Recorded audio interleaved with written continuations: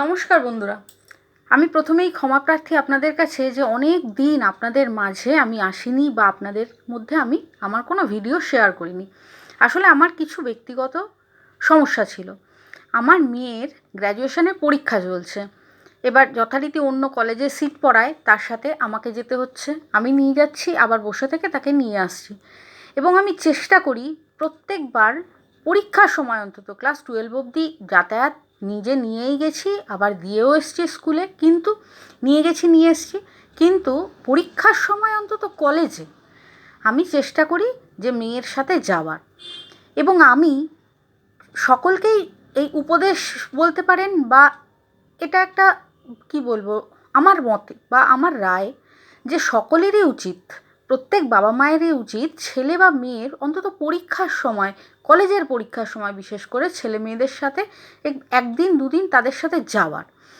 তাতে কি হয়, তাদের বন্ধু বৃত্তটা ভালোভাবে চেনা যায়, এবং আপনার ছেলে বা মেয়েটিকে আপনি ভালো করে পর্যবেক্ষণ করতে পারেন যে সে কাদের সাথে মিশছে, তাদের প্রতি কেমন আগ্রহ, বা অন্যরা তাকে কি ভাবছে, এটা আপনি অন্তত বুঝতে পারবেন।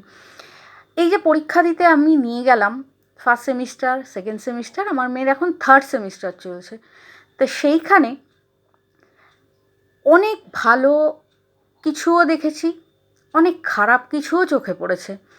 সেই কারণে নিজে যেহেতু অত মডার্ন এখনও হতে পারিনি, তাই সেইগুলো ভীষণভাবে চোখে লাগে যে বাবা মারা যখন বাড়ি থেকে ছেলেটি বা মেয়েটি বিশেষ করে বেরোচ্ছে, তখন তারা অন্তত তাদের মেয়েটিকে কি একবারও দেখে না, যে মেয়েটি কী পরে বেরোচ্ছে, বা সে তো একটা পরীক্ষা দিতে যাচ্ছে, তার কেমন জামা কাপড় হওয়া উচিত, তার রুচিবোধটা কেমন হবে। কিন্তু যাই হোক, ব্যক্তিগত কাউকে কিছু বলে আমার লাভ নেই।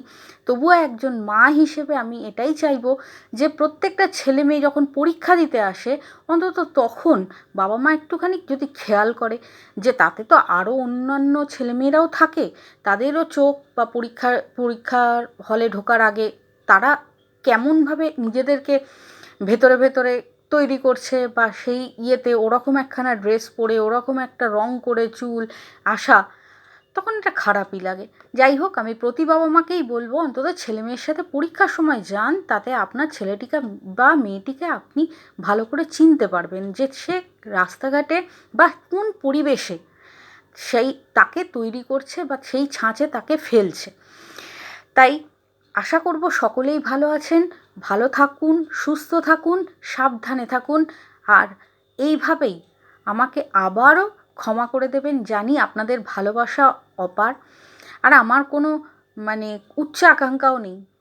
যে আমি জানি আপনারা যতজন আমার সাথে আছেন ততজন সাথে থাকবেন, আমাকে ভালোবাসবেন, এবং আমার এই ছোট ছোট ব্যক্তিগত মতামতগুলো আপনারাও আপনাদের জীবনেও যেমন তার প্রতিফলন ফেলবেন, এবং আশেপাশে অন্যকেও সেই জানার সুযোগটা করে দেবেন। সকলে ভালো থাকুন, সুস্থ থাকুন, সাবধানে থাকুন। জয় সনাতন।